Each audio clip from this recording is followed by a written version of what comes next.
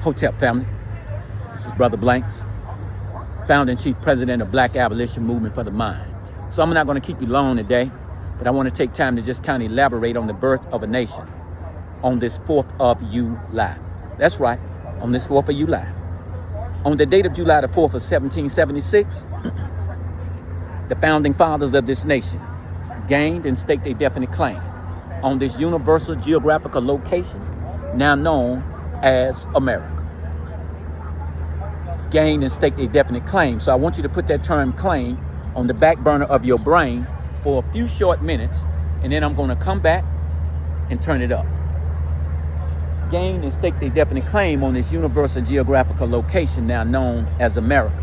However, her sense of independence in the way that she herself, America, defines it, as being financially, economically, socially, politically, and militarily self-dependent, was not yet gained nor established until well after another 100 years of the oppressive imposing of force-free labor upon an African people against their will through cruel, inhumane treatment and suffering, totaling more than 400 years of what we have come to know worst as slavery and racism.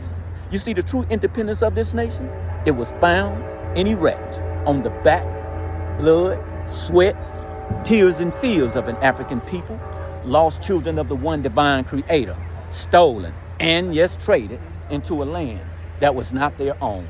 So the 4th of July can easily and clearly be defined as a more than 204-year-old lie. This is a known fact, brothers and sisters. So together, let us examine the facts. Now, my sisters and brothers, I'm sure at some point or another, many of you have owned and purchased an item of value, like jewelry, car, a home, and etc., which you was obligated to paying notes or installments on that item. If so, then I'm sure you will agree with me that the true independence of ownership did not and cannot come from the mere staking of a claim, signing of a contract, or an agreement. Point being, it's one thing to stake a claim, but it's entirely a different thing to keep and maintain that land or item in which you have merely staked your claim. Fact. My sisters and brothers, well, mothers, I want you to bear witness to this one. Now, the date of July the 4th of 1776, it is the date in which it is said that America was officially given birth to. With that in mind, it is quite safe to state the fact that America was still in a very early, vulnerable, and initial stage of infancy. Just as the natural nature of all people and most things in their infancy stages of development to be essentially dependent upon someone or something, America was no exception. One may ask in this day and age, America, dependent of who or what?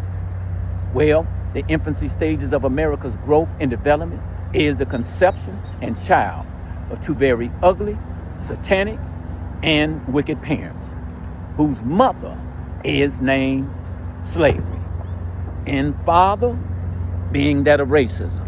So, young America sucked and lactated from the mammary gland and breast of her mother slavery for not only financial, but economical, social, political, military strength, and yes, for the vital nourishment of independence until she could physically suck no longer. Shortly thereafter, and of course during that time, guess what?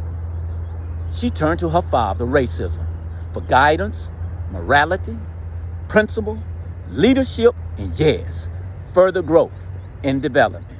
So now, after more than 400 years of the oppressive imposing of force-free labor upon an African people against their will through cruel, inhumane treatment and suffering, now, here she so proudly and independently stand, America, the full-grown, spitting image of both her satanically wicked mother slavery and her notoriously evil father, racism. Fact. Her so-called independence was definitely not acquired, nor established by any form of righteous or godly means whatsoever. There is an ancient African proverb that is so loosely taken out of its natural context and origin today. Yep. And it says, it takes a whole village to raise a child. Yet, it is so ironic that it primarily only took slavery and racism to raise a whole damn nation, now known as America. This is Brotha Blanks, founding chief president here, a black abolition movement for the mind, where we're always encouraging all to read, write, recite, and above all, never, ever, ever give up the good fight. Hotel.